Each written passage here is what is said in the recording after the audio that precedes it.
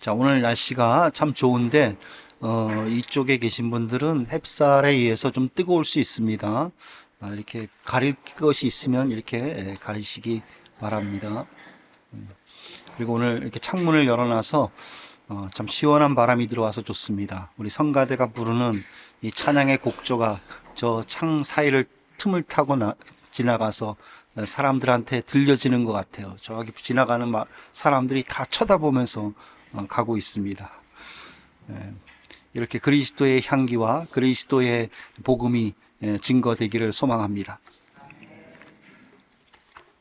자, 오늘 말씀의 제목 우리 다 같이 읽어보도록 하겠습니다. 시작.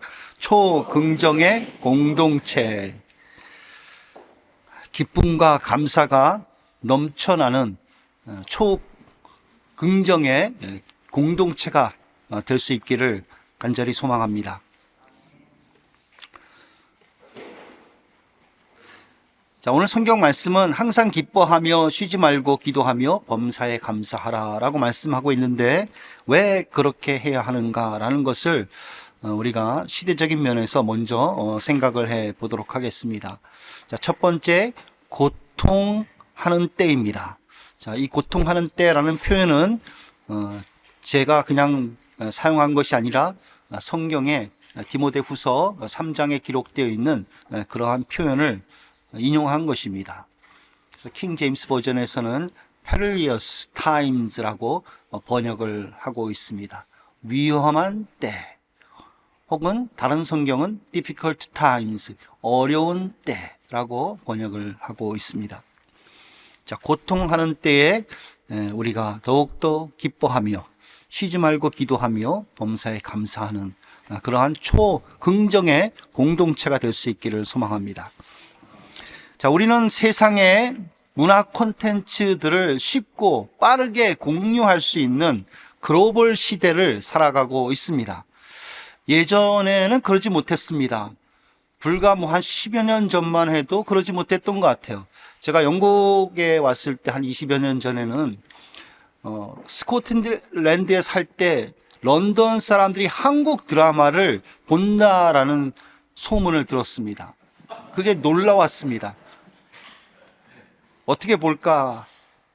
라고 물어봤더니 비디오를 가게에서 한인 슈퍼에서 빌려서 그것을 본다고 하더군요. 참 그게 스코틀랜드에 사는 한인으로서는 굉장히 부러운 것 중에 하나였습니다.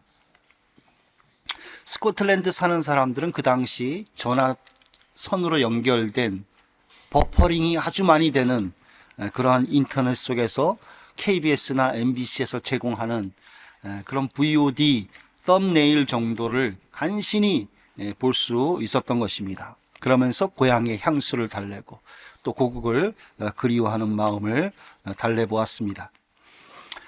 요즘은 어떻습니까? 요즘은 전 세계 사람들이 다 넷플릭스, 디즈니 플러스, 애플 이런 것들을 통하여 한국 드라마를 다 볼 수가 있습니다. 한국 드라마만 보나요? 일본 드라마, 중국 드라마, 미국 드라마, 전 세계에서 나오는 콘텐츠들을 다 볼 수가 있지 않습니까? 영국에 살아도 한국의 뉴스와 드라마를 똑같은 화질과 시간대에서 볼 수가 있습니다. 글로벌 시대를 살아가고 있다는 것을 체감하며 우리는 살아가고 있는 것입니다. 물건을 사고 파는 일은 벌써부터 온라인에서 이루어졌지만 이제는 거의 다 이것은 필수와도 같은 그러한 일상의 일이 되어버린 것 같습니다. 과거에는 책을 물론 온라인으로 구입을 했죠. 그러나 한국의 책들을 이북으로 구입하는 것은 어려웠습니다. 그러나 요즘은 그것조차도 다 되는 것 같아요. 한국에서 나오는 신간 서적을 이북으로 나오면 그대로 다운받아서 읽어볼 수가 있는 그러한 시대가 되었습니다. 거리의 장벽이 무너졌다라고 말할 수도 있습니다.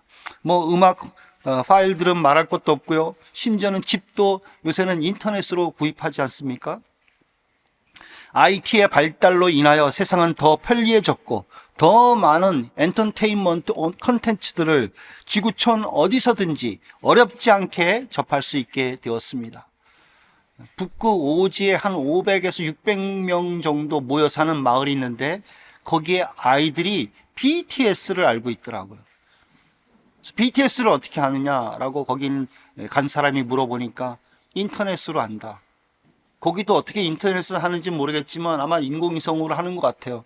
다 접하고 있는 거예요. 그 조그만 아이들이 그 오지에 그 눈이 하얗게 덮여 있는 그 오지에서 다 똑같은 컨텐츠들을 접하고 있는 것입니다. 시간과 공간의 장벽이 거의 없는 것처럼 세계 사람들이 문화를 공유하는 시대를 우리가 살아가고 있습니다. 이런 시대는 그리스도인들에게는 좋은 것만은 아닙니다. 더 어려운, 영적으로 어려운 시대를 우리는 살아가고 있는 것입니다. 왜냐하면 육적인 즐거움이 그만큼 더 많이 있고 더 노출되기가 쉽기 때문에 그렇습니다. 토마스 아퀴나스는 기쁨과 관련하여 이런 말을 했습니다. 교부신학자입니다. 토마스 아퀴나스는 말하기를 사람은 아무도 기쁨 없이 살 수 없다. 이것이 왜 영적 즐거움을 빼앗겨버린 사람이 육체의 즐거움으로 넘어가는지를 말해준다. 영적 기쁨을 잃어버리거나 찾지 않으면 그 사람은 반드시 세상에서 즐거움을 대신 찾는다는 것입니다. 사람은 즐거움 없이는 살아갈 수 없는 존재이기 때문이라는 것입니다. 그것을 토마스 아퀴나스가 말하고 있는 것입니다. 여러분은 어디서 삶의 스트레스를 해소하며 여러분들은 어디서 삶의 즐거움을 찾으십니까? 여러분들을 삶에 살아가도록 하는 동기부여하는 그 즐거움은 어디서부터 나오는 것입니까? 영적인 즐거움이 없으면 세상의 즐거움을 찾게 되어 있습니다. 이것은 반비례하는 것입니다. 지구의 온도는 서서히 올라가고 있지만 신앙의 온도는 점점 식어지는 시대라 생각을 합니다. 예전에는 교회마다 기도원들이 대부분 있었어요. 큰 교회들이. 지금은 그 기도원들을 대부분 다 매각하고 있다고 합니다. 무슨 이유가 있겠죠.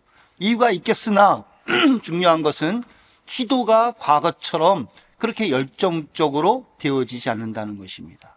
그 얘기는 교회들이 옛날처럼 기도를 많이 하고 있지 않다는 것입니다.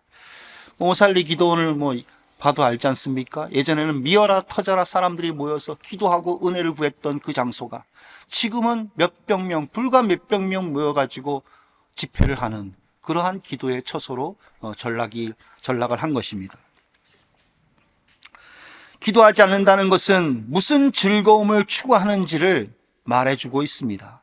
많은 성도가 영적인 즐거움을 찾지 않고 육적인 즐거움을 찾는다라는 것을 의미하는 것입니다. 우리는 영적인 즐거움을 점점점 더 멀리하는 그러한 시대에 살아가고 있는 것입니다. 감사도 마찬가지입니다. 요즘 세대는 특히 MZ세대들 디지털에 아주 익숙합니다.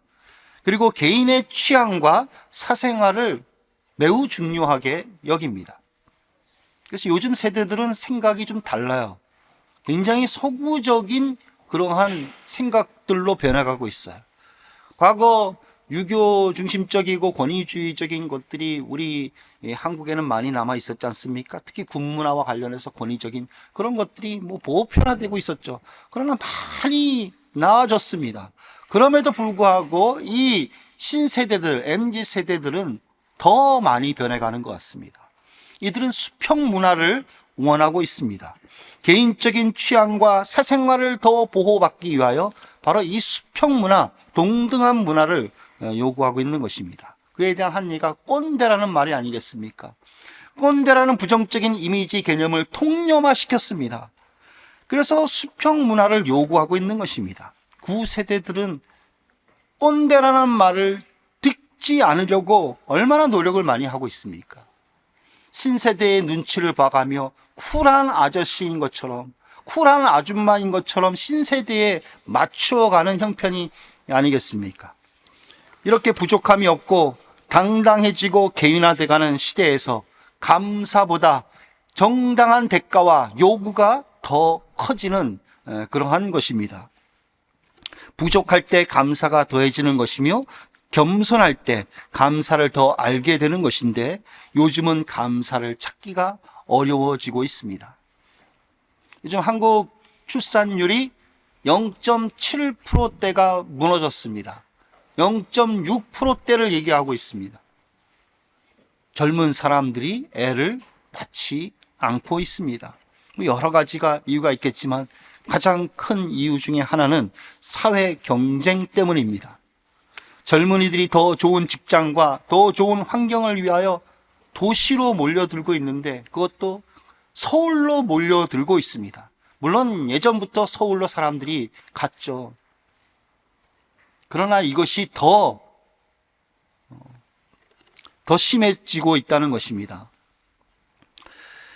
그래서 저출산율의 그래프가 도시 집중화의 그래프와 정확하게 반비례하면서 나타나고 있습니다. 도시 집중으로 막 올라가면 출산율은 거기 시점과 맞춰서 반대로 쫙 떨어지고 있어요. 젊은이들이 도시로 몰려드니까 기회는 많아지겠지만 그만큼 치열한 지역 경쟁 속에서 살아가야 하는 것입니다. 치열한 경쟁 속에서 살아가려고 하니 스트레스를 받게 되며 힘이 들며 거기서 낙오가 되고 패배를 하면 우울해지게 되는 것입니다. 그렇게 삶이 빡빡하고 어렵고 여유가 없으니까 애를 낳지 않는 것입니다. 대신 개를 키우더군요. 애완견을 키워요. 경쟁으로 인한 스트레스를 해소하는 방법이 널려 있는 세상입니다. 육적 즐거움으로 그 스트레스를 풀 수 있는 방법이 주변에 널려 있는 세상을 우리는 살고 있습니다. 항상 기뻐하며 쉬지 말고 기도하며 범사에 감사하라는 말씀을 어느 때보다 지키기 어려운 시대라는 것입니다. 어쩌면 앞으로 더 어려운 시대가 올 수도 있겠습니다. 디모데후서 3장 1절에서 5절 말씀은 우리가 사는 이 시대를 말해주는 듯합니다. 보십시오. 너는 이것을 알라. 말세에 고통하는 때가 이르러 사람들이 자기를 사랑하며 돈을 사랑하며 자랑하며 교만하며 비방하며 부모를 거역하며 감사하지 아니하며 거룩하지 아니하며 무정하며 원통함을 풀지 아니하며 모함하며 절제하지 못하며 사나우며 선한 것을 좋아하지 아니하며 배신하며 조급하며 자만해하며 쾌락 사랑하기를 하나님 사랑하는 것보다 더하며 경건의 모양은 있으나 경건의 능력은 부인하니. 지금 이때가 하나님의 사랑보다 쾌락을 더 사랑하는 때가 아니겠습니까? 영적인 기쁨보다 육적인 기쁨으로 살아가는 때가 바로 이때라 생각합니다.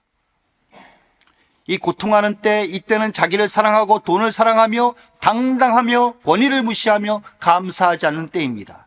마치 오늘날 MZ세대들의 성향을 보여주고 있는 듯한 그런 표현이 아니겠습니까? 이 고통하는 때는 경건의 모양만 있지 경건의 파워는 부인하는 때입니다. 지금이 그런 모양이 나타나고 있지 않습니까? 한국 교계의 과거에는 위대한 지도자들이 있었습니다. 그분들 앞에만 가면 어쩔 줄 몰라 하고 그분들 한마디 하면 그냥 가슴이 털컥 내려앉고 움찔하는 그런 경건의 능력들이 있었습니다. 그러나 지금은 어떻습니까? 지금은 누가 한국 교회를 이끌어가는 그런 지도자로 나타날 수가 있겠습니까?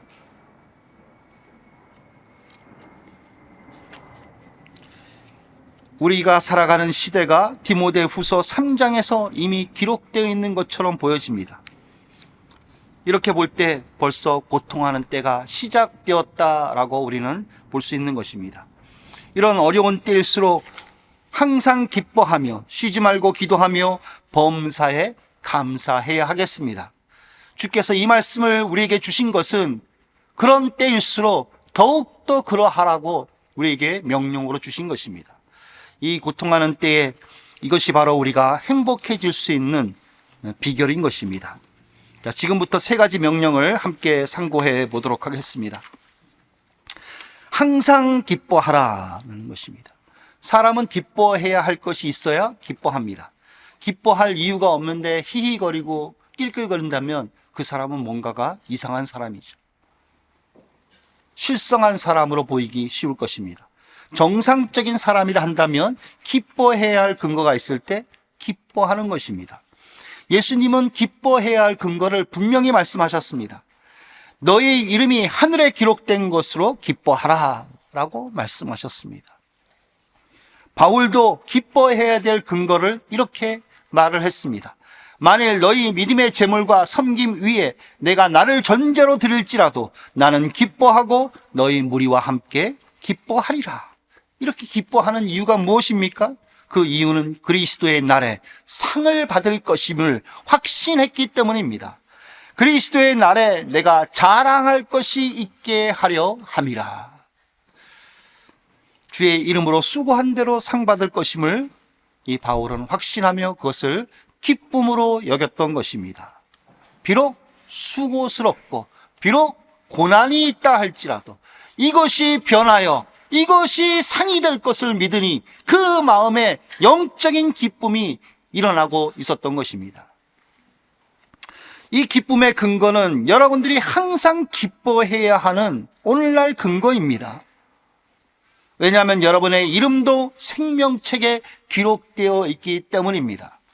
만약 여러분이 주 예수 그리스도를 끝까지 믿는다면 여러분들의 이름은 생명책에 결코 지워지지 않을 것입니다. 숨 넘어갈 때까지 믿는다면 영원히 여러분들의 이름은 생명책에 기록되어 있을 것입니다. 그러나 믿지 않는다면 지워질 수도 있는 거죠. 쓰신 분이 주님이시니 지우는 분도 주님이십니다. 그러나 주님은 신실하시고 주님은 여러분들에게 약속하시니 여러분들이 믿고 끝까지 주님을 신뢰하면 주님은 지우지 않으신다는 것입니다. 그래서 계시록 3장 5절에서 이렇게 말하고 있습니다. 내가 그 이름을 생명책에서 결코 지우지 아니하고 그 이름을 내 아버지 앞과 그 천사들 앞에서 시인하리라. 여러분이 주 예수 그리스도의 복음과 교회를 위하여 헌신한 모든 것은 하나도 헛되지 않습니다. 주 예수의 날에 다 여러분들의 상이 될 것입니다. 사람의 칭찬으로 상 받지 마시고 하늘의 영광과 존귀와 권세로 상 받기를 소망하시기를 바랍니다. 기뻐하라라는 명령 앞에 항상이라는 시간적 표현을 넣어서 말씀을 했습니다. 이것은 불변의 진리라는 것입니다. 여러분들이 기뻐해야 하는 그 근거, 여러분들의 이름이 생명책에 있다는 사실과 여러분들이 하는 모든 그리스도를 위해 하는 모든 일이 상 받을 일로 나타난다는 그 근거, 그것은 불변이라는 것입니다. 여러분의 이름이 있는 곳과 상 받는 것은 세상에 어떤 일이 일어나도 변하지 않는 것입니다. 세상이 망해도 변하지 않는 것입니다. 핵폭탄이 터져서 다 죽는다 하더라도 변하지 않는 것입니다. 여러분이 성공하든 망하든 변하지 않습니다. 만약 여러분들이 실패하면 사람은 변할 것입니다. 주변의 친구들은 떠날지도 모릅니다. 알고 지내며 여러분들과 함께 일했던 사람들은 모른다 할 수도 있습니다. 그러나 여러분들에게 주어진 하나님의 약속은 불변입니다. 역경이 와서 큰 어려움과 슬픔을 당한다 할지라도 변하지 않는 약속인 것입니다. 비록 불의의 사고로 죽는다 할지라도 변하지 않는 진리입니다. 여러분이 죄를 지었다 할지라도 변하지 않는 진리인 것입니다. 세상에는 그렇지 않죠. 세상에서는 계약을 했다가 그 계약 조건에 안 맞으면 그 계약이 파기됩니다. CF 계약을 하는 연예인들을 보십시오. 뭐 스캔들이 일어나면 계약이 깨어지지 않습니까? 다 물어줘야 돼요. 그러나 주님의 피로 맺어진 여러분과의 계약은 결코 파기되지 않습니다. 여러분들이 믿음을 붙잡고 끝까지 주님을 신뢰하는 한 여러분들의 이름은 그대로 기록되어 있을 것입니다. 비록 죄를 짓는다 할지라도. 비록 죄를 짓고 살아간다 할지라도 믿음은 붙잡을 수 있는 것이 아니겠습니까? 아이러니한 거지만 연약하여 죄를 짓는다 할지라도 그래도 나는 예수님을 믿습니다, 나는 예수님을 신뢰합니다 라고 고백할 수 있고 또 그것이 진정일 수 있지 않습니까?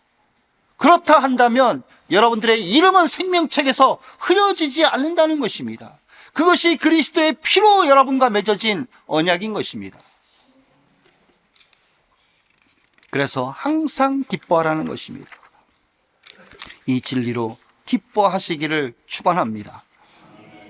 자, 제가 이렇게 말씀드리면 이제 대답은 하셨지만, 아멘 이렇게 대답은 하셨지만 정말 기쁨이 있습니까? 기쁘십니까 지금?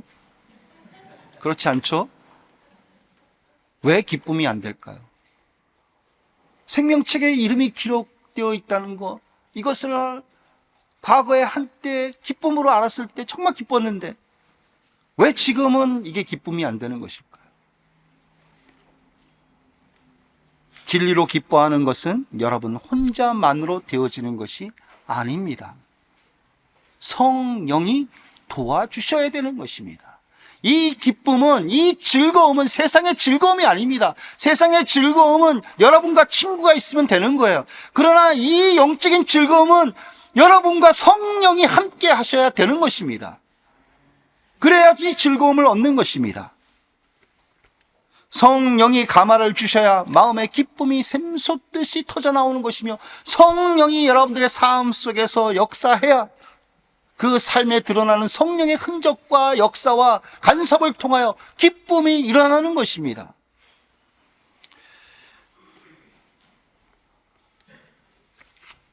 성령을 소멸하면 기뻐할 수 없습니다. 이것을 19절에서 말하고 있습니다. 자, 19절을 성경을 보십시오. 성령을 소멸하지 말며 라고 말씀하고 있습니다. 이 말씀은 16절에 항상 기뻐하라 라는 말씀과 주제적으로 짝을 이루는 평형관계입니다. 주제적으로 짝을 이루는 것입니다. 영어로 얘기하면 thematic parallelism이 되는 것입니다. 성령의 소멸과 성령의 근신시키는 것은 같은 말입니다. 어떤 사람들은 다르게 얘기를 하는데 그렇지 않습니다.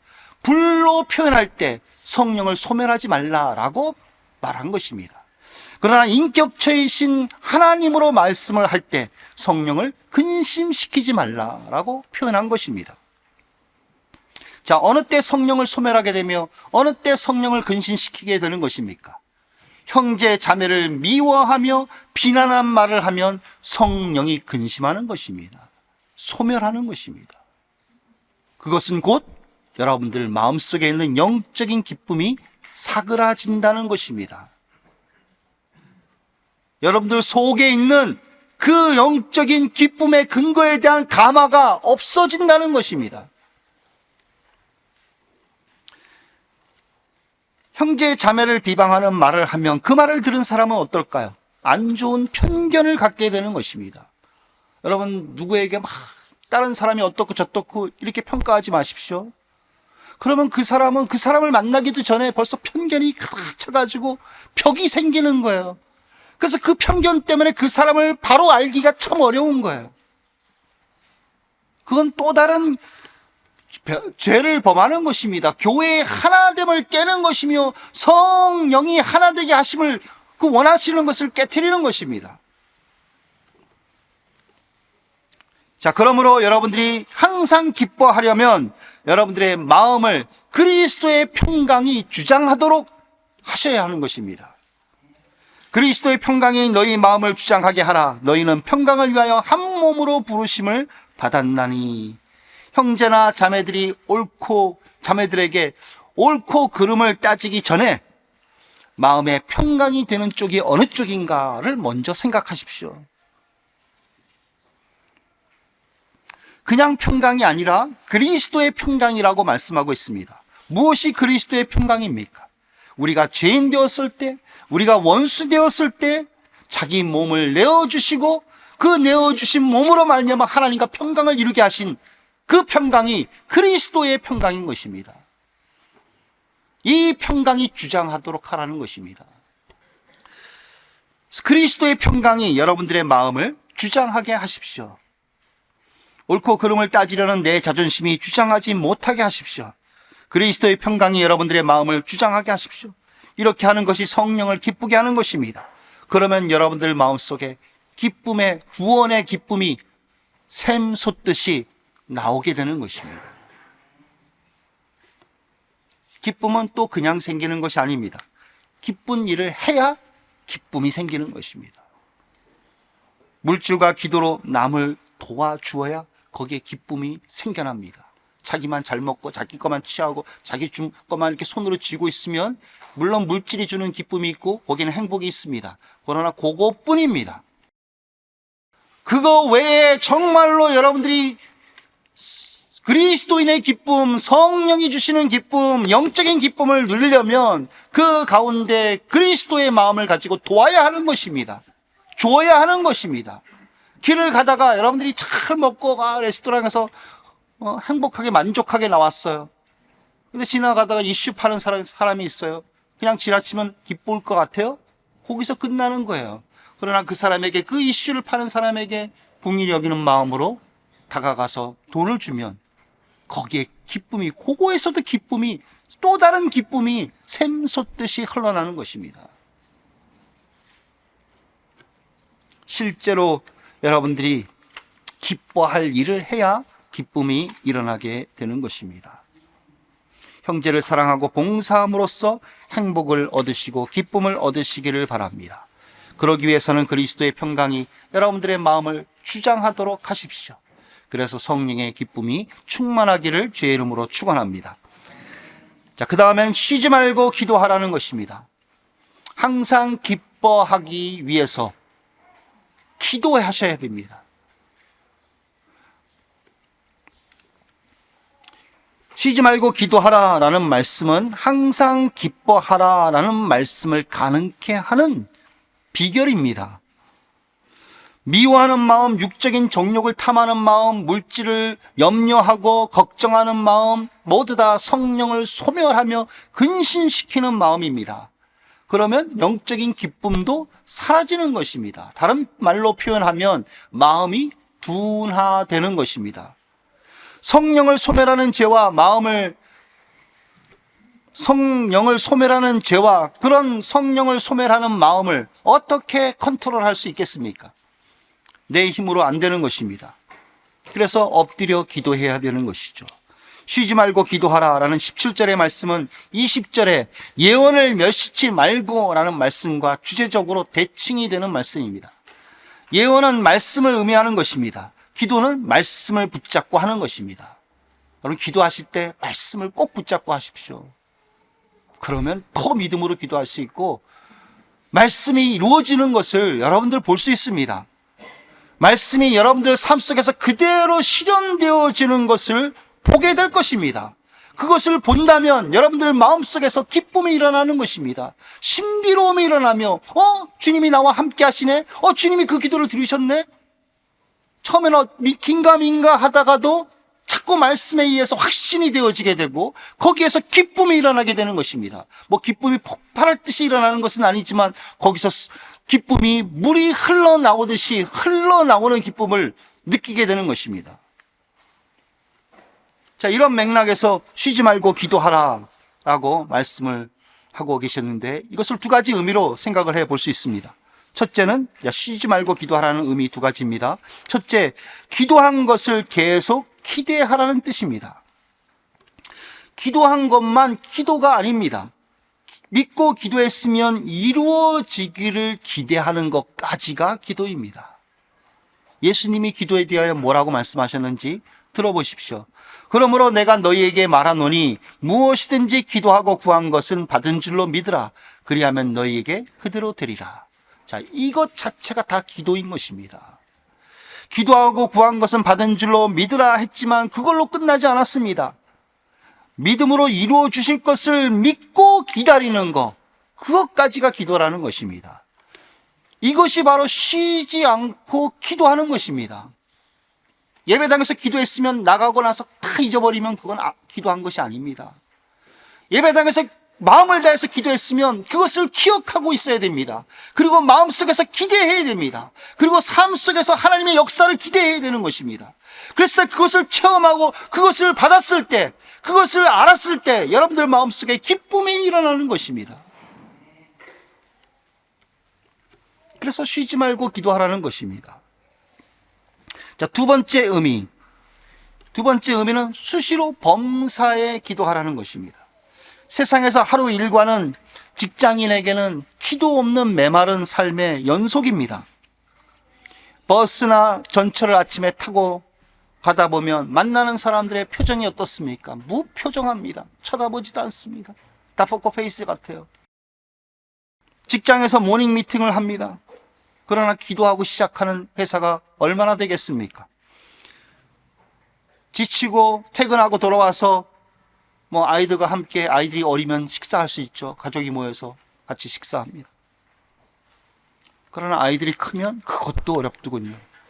다 뿔뿔이 가서 먹고 와요. 약속이 있고 그래서 날을 잡아야 돼요. 같이 저녁 먹으려면. 저녁이 되면 밥 먹고 나면 피곤이 몰려오죠. 잠시 침대에 누워서 쉰다는 것이 눈을 떠보면 아침이 되는 것입니다. 어떤 사람은 하루 종일 일하고 와서 힘들었으니까 자기 보상격으로 뭔가 취미 생활을 하려고 하죠. 나름대로 원하는 취미를 하는 젊은 사람들은 요새 피겨를 만든다든지 게임을 막 한다든지 그렇게 해서 스트레스를 풀더군요. 자, 이런 삶이 반복이 되고 일상이 되면 기도는 식기도와 주일날 교회 와서 기도한 것이 전부가 되는 것입니다. 기도하는 삶이 이런 경우에 쉽지가 않은 것입니다. 기회를 잡지를 못하는 것입니다. 아예 기도할 기회를 잡지 못하는 삶을 반복적으로 살아가는 것입니다. 그러다 일주일이 돼서 다시 교회에 오고 또 다시 반복적으로 그러한 기도할 기회조차 잡지 못하는 삶을 살아가는 것입니다. 이런 연약함을 주께서 우리에게 알고 계시기 때문에 쉬지 말고 기도하라 라고 말씀하고 있습니다. 다시 말하면 범사에 수시로 기도하라는 것입니다. 그 예로 느헤미야를 여러분들에게 제시합니다. 느헤미야가 왕이 물었을 때 그가 잠시 묵도하고 왕에게 대답하잖아요. 근데 얼마나 묵도를 했을까요? 1분? 왕 앞에서 여러분들 느헤미야처럼 서 있다고 생각해 보세요. 1분간 여기 서 있으면 1분이 1시간 같았을 것입니다. 어마어마하게 길 겁니다. 30초? 30초도 엄청나게 긴 시간이죠. 왕 앞에서 30초를 가만히 이렇게 고개 숙이고 있으면 얘가 삐졌나 어떻게 됐나 별 오해를 다 할 수 있지 않습니까? 아마 느헤미야는 제가 생각하기에 10초 정도 기도했을 것 같아요. 그렇지만 그 10초의 기도의 시간이 엄청나게 하나님 앞에 간절한 마음으로 1시간짜리의 기도에 맞먹는 기도를 한 것입니다. 주께서 그 기도를 들으시잖아요. 놀라운 역사를 일으키시지 않습니까? 가서 성벽을 재건하는 놀라운 재가를 받지 않습니까? 여러분들이 이렇게 기도하시기 바랍니다. 만남의 대상이 누구든지 바뀔 때마다 마음속에 그 대상을 놓고 짧게 기도하십시오.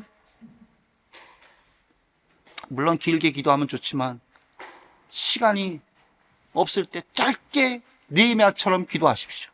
일을 시작할 때 짧게 기도하십시오. 기도할 기회를 잡으라는 것입니다. 기도할 기회를 잡고 그 일을 시작을 하십시오. 무슨 선택을 해야 할 때 그냥 선택하지 마시고 기도할 기회를 가지시고 선택을 하십시오. 무엇을 부탁을 받았거나 부탁을 할 때 그냥 하지 마시고 그냥 받아주지 마시고 거기에 짧게 기도함으로 기도할 기회를 가지시고 부탁을 받거나 부탁을 해 주시기 바랍니다. 어떤 모임에 가든지 마음에 짧게 기도하십시오. 이것이 바로 범사에, 이것이 바로 쉬지 않고 기도하는 것입니다. 이렇게 쉬지 않고 기도할 때, 범사에 기도할 때 주께서 이루어 주시며 그 속에서 역사하심을 체험하게 되는 것입니다. 하나님의 섭리와 축복을, 이렇게 감춰져 있는 섭리와 축복을 발견하시는 여러분들이 되시기를 주의 이름으로 축원합니다. 자, 마지막으로 범사에 감사라는 것입니다. 최고의 감사는, 최고의 기도는 감사하는 것입니다. 범사에 감사라는 것은 기도에 속하는 것입니다. 범사는 좋은 일도 있고 나쁜 일도 있고 보통 일도 있습니다. 좋은 일은 감사하기 쉽죠. 보통 일은 감사할 것이 잘 보이지 않고 애매하니까 애매합니다. 나쁜 일은 감사하기가 더더욱 어렵습니다. 원망과 불평이 일어날 수가 있기 때문에 그렇습니다. 그러나 성경은 범사에 감사하라 라고 말씀하고 있습니다. 어떻게 범사에 감사할 수 있을까요? 자, 21절 주제적으로 대칭이 되는 말씀입니다.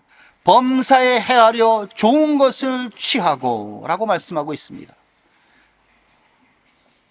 범사에 행하려 좋은 것을 취하라는 것입니다. 보통 일이나 나쁜 일이나 성도에게 일어나는 모든 일들은 반드시 숨은 축복이 있으며 섭리가 있습니다. 변장된 축복이라 할 수 있습니다. 거기에는 반드시 하나님께서 예비해 놓으신 여호와 이레의 축복이 담겨져 있습니다. 이것이 당장 보일 수도 있고 전혀 안 보일 수도 있습니다. 오히려 염려와 걱정을 만들어내는 일로 나타날 수도 있고 악화될 수도 있습니다. 그렇지만 말씀대로 아무것도 염려하지 말고 기도와 감사함으로 하나님께 아뢰면 모든 지각에 뛰어난 하나님의 평강이 여러분들의 마음과 생각을 사로잡는 것입니다. 기도할 때 분별력을 더해지게 되며 기도할 때 믿음이 더해지게 되는 것입니다. 그래서 기도함으로 맡기게 되는 것입니다. 그때 하나님의 역사가 나타나게 된다는 것입니다. 그리고 그걸 발견하게 된다는 것입니다. 이것이 바로 범사에 행하려 좋은 것을 취하여 하나님께 나아가는 것입니다. 이것은 기도로 되는 것입니다. 항상 기뻐하는 것과 범사에 감사하는 것은 모두 숨겨진 축복을 말씀하고 있습니다. 항상 기뻐하라, 시간적으로 숨겨진 축복을 전제하고 있는 것입니다.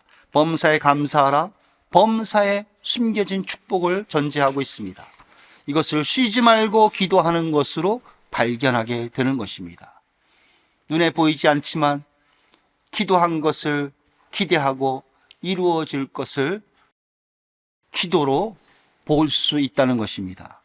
바울과 실라의 경우가 그 경우가 아니겠습니까? 매를 맞고 지하 감옥에서 차고를 차고 있었지만 그들이 기도하고 하나님을 찬송했습니다. 그때 지진이 일어나 옥문이 열리고 쇠고랑이 벗겨졌습니다. 왜 자기들이 이런 고생을 해야 하는지 그 이유를 알게 된 것입니다.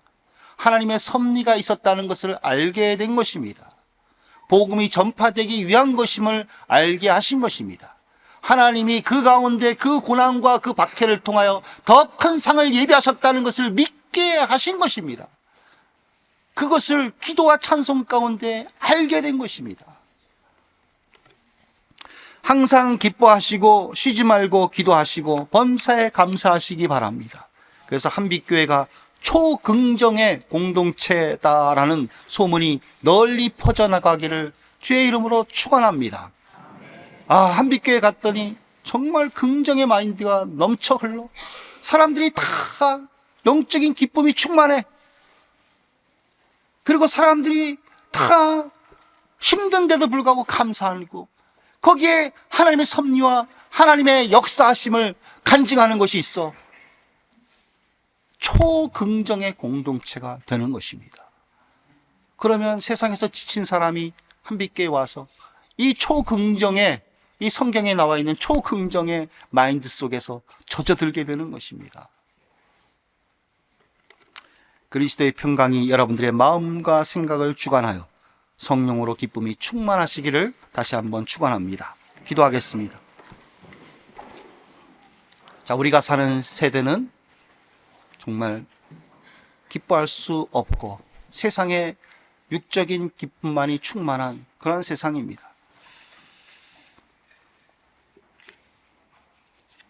또한 범사에 감사하기보다 원망과 불평이 일어나는 스트레스가 많은 그러한 세상을 우리가 살아가고 있습니다. 주님이여, 우리가 항상 기뻐하며 쉬지 말고 기도하며 범사에 감사할 수 있도록 도와주시옵소서.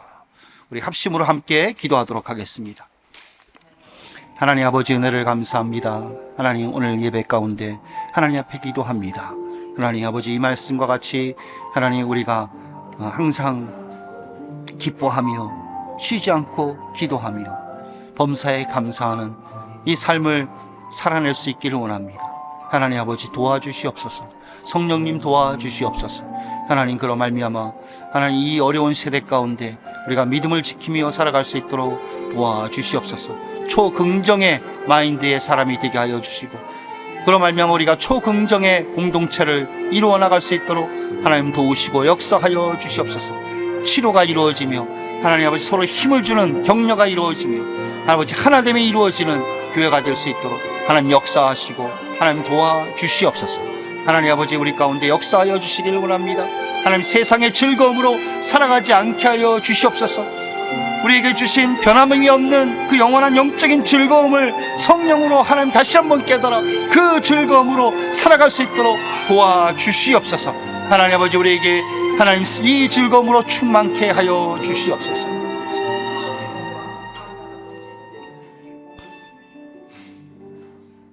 하나님, 주님께서 우리를 지으셨으므로 우리보다 우리를 더 잘 아십니다. 우리가 즐거움 없이는 살아갈 수 없는 존재인 것을 주께서 잘 알고 계십니다. 세상의 즐거움, 육신의 즐거움으로 살아가지 않고 주님께서 우리에게 주신 그 영적인 즐거움으로 살아갈 수 있도록 도와주시옵소서.